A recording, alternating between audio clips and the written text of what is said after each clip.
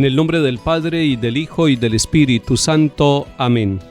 Ven, Espíritu Divino, manda tu luz desde el cielo. Padre amoroso del pobre, don en tus dones espléndido.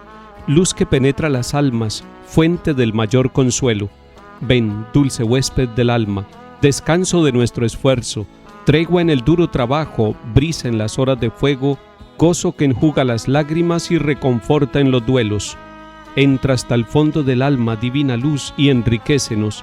Mira el vacío del hombre si tú le faltas por dentro. Mira el poder del pecado cuando no envías tu aliento. Riega la tierra en sequía, sana el corazón enfermo, lava las manchas, infunde calor de vida en el hielo. Toma el espíritu indómito, guía al que tuerce el sendero. Reparte tus 7 dones según la fe de tus siervos.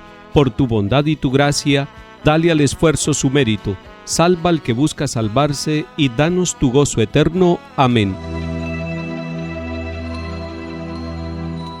Lectura del libro de los Hechos de los Apóstoles, capítulo 28. Cuando llegamos a Roma, le permitieron a Pablo vivir por su cuenta en una casa con un soldado que lo vigilara. 3 días después convocó a los judíos principales. Cuando se reunieron les dijo: Hermanos, estoy aquí preso sin haber hecho nada contra el pueblo ni las tradiciones de nuestros padres. En Jerusalén me entregaron a los romanos. Me interrogaron y querían ponerme en libertad porque no encontraban nada que mereciera la muerte. Pero como los judíos se oponían, tuve que apelar al César, aunque no es que tenga intención de acusar a mi pueblo. Por este motivo he querido verlos y hablar con ustedes, pues por la esperanza de Israel llevo encima estas cadenas. Vivió allí 2 años enteros a su propia costa, recibiendo a todos los que acudían, predicándoles el reino de Dios y enseñando lo que se refiere al Señor Jesucristo con toda libertad, sin estorbos. Palabra de Dios, te alabamos, Señor. Durante el tiempo de Pascua hemos leído con alegría, con mucha fe, el libro de los Hechos de los Apóstoles. Hemos seguido a Pablo. Ahora Pablo ha sido enviado a Roma. Ha llegado hasta allí porque apeló al César. Estaba casi condenado a muerte y él, previendo la situación, pidió que fuera juzgado en Roma y por eso es trasladado desde Jerusalén hasta Roma. Si leemos ese capítulo 28 de los Hechos de los Apóstoles, nos encontramos que los judíos habitantes en Roma no conocían mucho de Pablo, no conocían de su misión, de su predicación, de su encuentro con Jesucristo el Señor, que había transformado su vida y que había pasado de perseguir la iglesia a ser uno de sus apóstoles, a ser uno de sus predicadores. Nos cuenta Lucas en este capítulo 28 que no conocían mucho de Pablo. Él aprovecha para darse a conocer, pero además, lo que él quiere es que conozcan a Jesucristo. Está preso, pero está cumpliendo la misión. Está hablando primero con los judíos, los de su raza.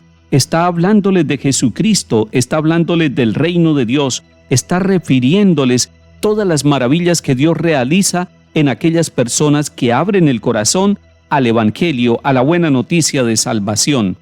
Pero allí entre los judíos hay quienes lo aceptan, algunos pocos, y otros lo rechazan y no quieren escuchar su predicación. Esto sucede en todas partes y esto sigue sucediendo. Hay algunos que reciben la buena noticia y otros que cierran la puerta y la trancan por dentro para que no entre el Evangelio.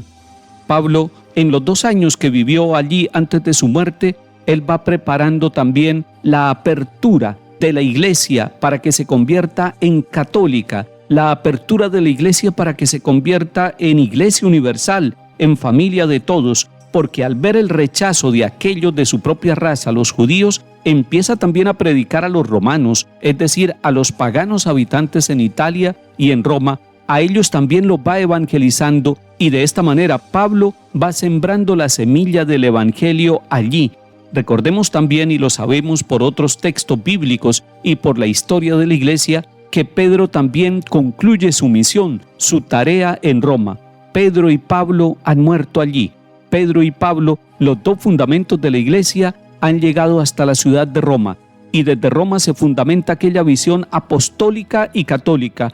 Apostólica porque la iglesia se fundamenta en la vida de los apóstoles, y católica porque se abre a la universalidad, y desde allí empieza una historia de salvación. No quiere decir que la historia de la iglesia sea una historia perfecta, es una historia humana, es una historia con pecados, y esa es nuestra iglesia, una realidad humana llena de fragilidades, pero no olvidemos que en medio de las fragilidades humanas, el Espíritu Santo, como lo hemos visto en los Hechos de los Apóstoles, va guiando el actuar de la iglesia. Y así como el Espíritu Santo guió a Pablo y a Pedro y a todos los apóstoles y a la primera generación de cristianos, sigue guiando a los cristianos católicos de todo el mundo, sigue anunciándoles el Espíritu Santo la verdad para que cada uno encuentre el camino de salvación.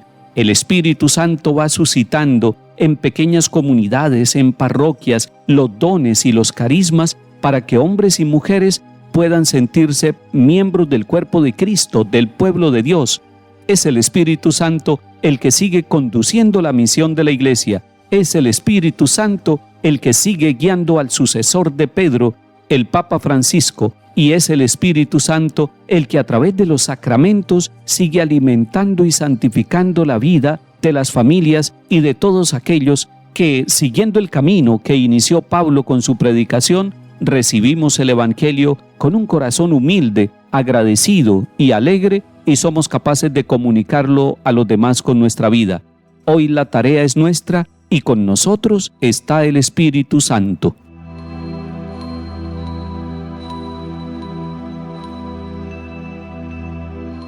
Salmo 10. El Señor está en su templo santo, el Señor tiene su trono en el cielo. Sus ojos están observando, sus pupilas examinan a los hombres. El Señor examina a inocentes y culpables, y al que ama la violencia, Él lo odia. Porque el Señor es justo y ama la justicia, los buenos verán su rostro. Lectura del Santo Evangelio según San Juan, capítulo 21.